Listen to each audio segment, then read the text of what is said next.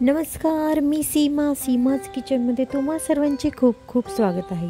मित्रांनो, आता श्रावण चालू होत आहे आणि श्रावणामध्ये रोज कोणत्या भाज्या करायच्या असा नेहमीच प्रश्न पडतो. रसा भाज्या वेगळ्या, सुक्या भाज्या वेगळ्या आणि त्याच भाज्या खाऊनसुद्धा कंटाळा येतो. मग अशा वेळेस कोणत्या भाज्या करायचा हा प्रश्नच पडतो.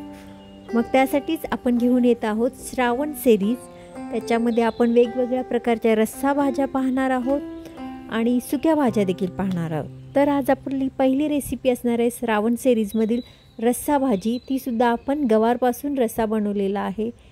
पहा तुम्हाला आवडते का रेसिपी. आणि रेसिपी आवडलीच तर व्हिडिओला नक्की लाईक करायला विसरू नका. त्याचबरोबर सबस्क्राईब करायला देखील विसरू नका. सबस्क्रिप्शन फ्री आहे. रेसिपीबद्दल कमेंटसुद्धा करायला विसरू नका. चला तर मग आता आपण आपल्या रेसिपीकडे वळूया. आज आपण गवारचा रस्सा केलेला आहे. मस्त चटपटीत आणि आंबट तिखट गोड अशी ही रेसिपी असणार आहे. मस्त रेसिपी आहे, नक्की आवडेल, करून पहा.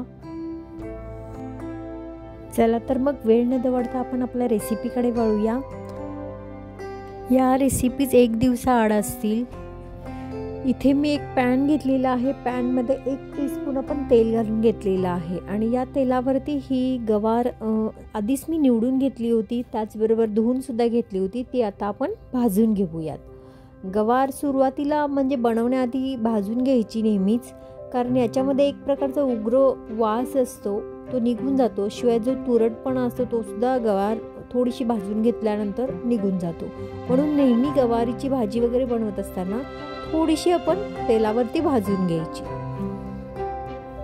मध्यम आचेवर आता ही आपण थोडीशीच भाजून घ्यायची, जास्त पण भाजायची नाहीये.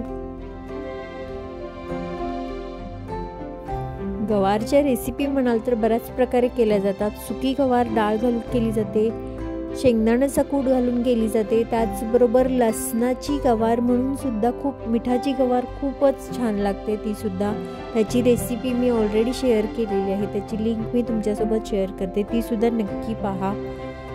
आता पहा, आपली गवार भाजून झालेली आहे आणि इथे मी ही गवार कुकरमध्ये करणार आहे.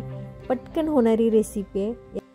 आता ही गवार आपण बाजूला काढून ठेवूया आणि इथे मी कुकरमध्ये करणार असल्यामुळे कुकर घेतलेला आहे. यामध्ये आपण 2 टेबलस्पून तेल घालून घेऊयात.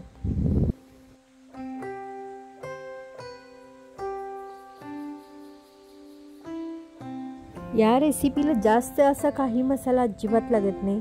इथे मी तेल गरम झाल्यानंतर 1 टीस्पून जिरे घालून घेतलेले आहेत आणि एक मध्यम आकाराचा कांदा मी बारीक चिरून घेतलेला आहे, तो देखील याच्यामध्ये मी घालून घेतलेला आहे. आता या कांद्याला आपण थोडासा गोल्डन कलर येईपर्यंत भाजून घेऊयात.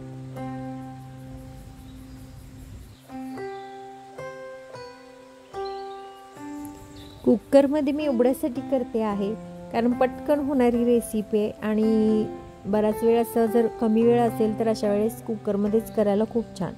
आता कांदा भाजून झाल्यानंतर याच्यामध्ये मी 2 टीस्पून लाल मिरची पावडर घातली, अर्धा टीस्पून हळद पावडर आणि 1 टीस्पून धने जिरे पूड घालून घेतलेली आहे. हे मसाले सर्व पावडर मसाले आपण तेलामध्ये भाजून घ्यायचे.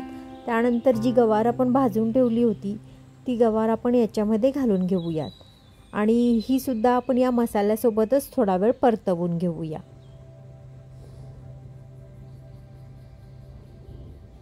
त्यानंतर याच्यामध्ये आपल्याला हा गवारचा रस्सा बनवायचा आहे आणि थोडासा रस्सा एकजीव होण्यासाठी म्हणून इथे आपण शेंगदाण्याचा कूट वापरणार आहे.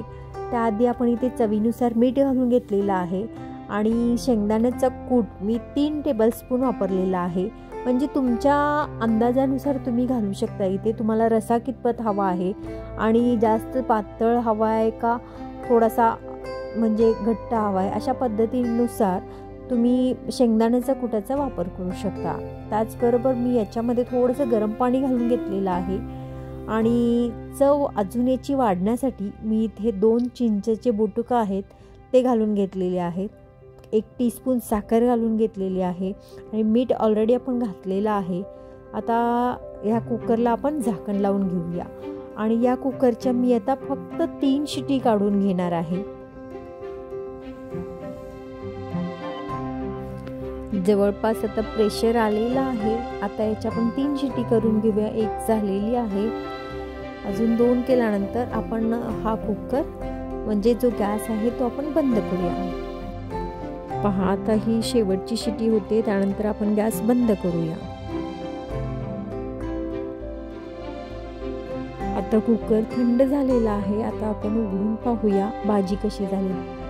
पहा मस्त अशी घट्टसर अशी आपली गवार तयार झालेली आहे. याच्यात जर तुम्हाला वाटलंच की थोडंसं अजून घट्ट आहे, किंचित पाणी वाढवूया, तर ते वाढवून थोडा वेळ हे आपण जो रसा आहे तो उकळवून घ्यायचा आहे. कोणत्याही प्रकारचं कालवण तुम्ही कुकरमध्ये जर बनवलं तर ते थोडा वेळ असंच मंद आचेवर 5 मिनिट का होईना हे उकळून घ्यायचं, म्हणजे एकसंध असं कालवण तयार होतं. आता हा आपला गवारचा रसा तयार झालेला आहे. मला रसा अजिबात नको आहे जास्त, मी एवढाच रसा ठेवणार आहे.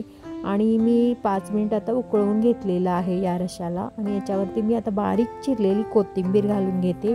त्यानंतर आपण लगेच हा रस्सा आपण सर्व करायला घेऊया. तर मित्रांनो, कशी वाटली आपली ही साधी सिंपल रशाची रेसिपी? जर आवडली असेल तर व्हिडिओला नक्की लाईक करा, जास्तीत जास्त शेअर करा आणि तुम्ही देखील अशा पद्धतीने करून पहा आणि कशी झाली रेसिपी ते मला कमेंटद्वारे नक्की कळवा. त्याचबरोबर आपण पुन्हा भेटूया अशाच एखाद्या श्रावण स्पेशल सिरीजमध्ये एक नवीन भाजीची रेसिपी घेऊन. तोपर्यंत स्वस्त खा, मस्त रहा, नेहमीच आनंदी रहा. तुम्ही माझी रेसिपी अगदी वेळात वेळ काढून पाहिल्याबद्दल तुमचे मनापासून आभार. धन्यवाद.